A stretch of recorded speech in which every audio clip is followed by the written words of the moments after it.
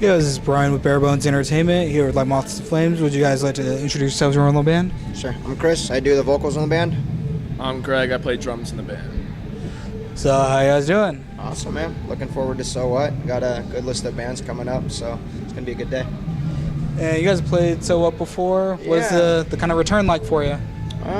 It's cool. Like, we were supposed to play a couple years ago. Unfortunately, weren't able to make it, and it's nice to get back in the swing of it. We've always been a fan of the festival. It's a good scene down here. Always good bands, and we set expectations pretty high, and it's looking like it's going to be fun. So. And being the big 10-year, does that make it a little bit more special to be part of this lineup? Yeah, for sure. I think it's nice for us to be considered in the lineup. It's like I said, we weren't able to do it the past couple of years. Just had some stuff going on. So it's nice. We're very excited. There's a lot of cool 10-year tours that are hitting it. 4 years strong. Set your goals. Looking forward to both of them. So. Yeah. And you guys have been on tour. What is kind of this past tour been for you? You want to answer something? I don't want to. It's been a quick. We just did a 2-week tour with Sworn In, My Enemies and I, Cover Your Tracks, and Backwards. It's really just a kind of a tour actually based around like coming to this festival. The bands are playing today, and just went into some markets we don't normally hit and played some small rooms, and it was really fun. We've toured with a couple of those bands before, and everyone's pretty cool, so it was a good time. And what is it like for you guys going into kind of a newer market and playing those shows? Do you see a good amount of people come out that already know your music, or what's that like for you? You want to take that? It's not, I wouldn't say necessarily new markets. It was kind of revisiting markets that were kind of like, I guess you would say, back to the roots. For us, it was kind of more of a, basic type tour. Minimal barricades, minimal staff in the venues, sound systems kind of were shitty, but it was more of an underground type of feel, which is what we were going for. I think the lineup's general feel was underground, upcoming bands, ourselves included, so I think it was cool to keep that feel throughout the whole course of things. And like he touched on earlier, it was something that was all getting us down to here, and it just worked out that it was a lineup that we've all been acquainted with those bands before, so it was nice to just get out, see some familiar faces, play some shows in some areas that we were just kind of retouching on, trying to reestablish ourselves in those cities, and it's good. And end result is being here, so no complaints. So. Do you think it adds something to touring when you're touring with bands that you guys already know and kind of built like a friendship with? Does that kind of add something to that tour for you? I think so. It's just at least more comfortable, showing up the first day, knowing the other bands, the crew members and stuff like that. It's more of just like picking up where you left off as opposed to, some tours we do and it's fresh and, all the other bands we don't know, and it takes, a week or so to kind of gel, and sometimes you feel uncomfortable like moving around the venue and just the run of the day. But when you're with a bunch of bands that are friends that you've known and that we've toured with, it makes everything a lot easier. And I know you mentioned a few bands that are out here today. Is there anyone that you guys are excited to see? I think He Is Legend plays right after us on our stage. I've never seen him. I'm excited.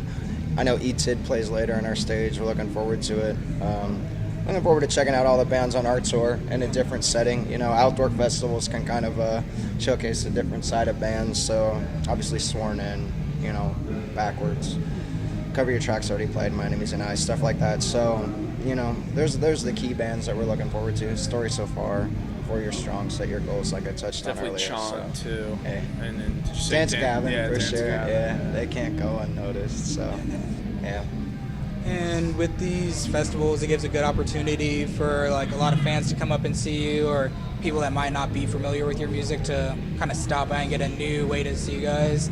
Do you spend a lot of time at your like merch tables meeting people, or kind of how do you guys handle that? Yeah, I mean, we've always been the type of band that takes minimal crew. It's been important for us to kind of cycle in and out of the merch, just because, like you touched on, it's very important for us to keep in touch with our fans. I think that's something that's kind of helped us stay relevant in the scene, is maintaining relationships with people who can find common ground inside of our music, maybe not taking the content in the way that we meant it, but working it in a way in their life that can, kind of take them in a place of you know, freedom. We like to think our music is like a sense of therapy for people, you know, so it's nice to kind of come out and, like I said, keep those relationships moving and progressing in a forward manner. So I think that's something that fans respect a lot, is a band that's so open to communicate with them and everything. So it's really awesome that you guys do take that as kind of an important part of your guys' music.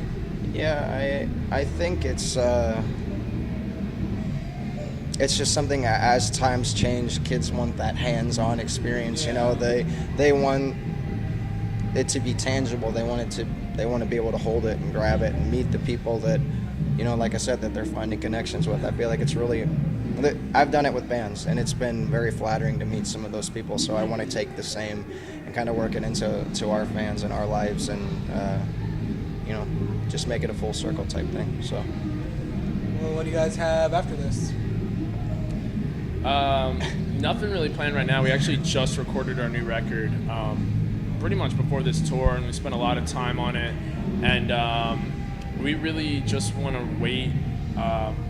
We don't really want to tour until that record is out, until new music is out, because I feel like we took like a really big step in a certain direction, and we want to make sure that when we go out to tour again that we're behind that, you know, and pushing that. So I think we're going to just wait for probably to the fall, I'd say. And have you already announced when that's coming out?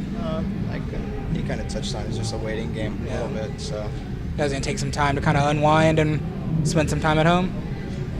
Yeah, definitely. I mean, we've been gone for the past 6 months between 2 tours and then straight to the studio, and it's been a lot. And then right into this tour, pretty much, even though it's only a couple weeks. But you know, it's nice to have a new record, have it done, and you know, be able to just kind of relax for a minute, because I mean, we've been never really stopped touring and doing anything, and now, you know, this is gonna be the 4th record, and we can finally have a couple months off to just catch our breath a little bit. You got that well-deserved break in there. Yeah.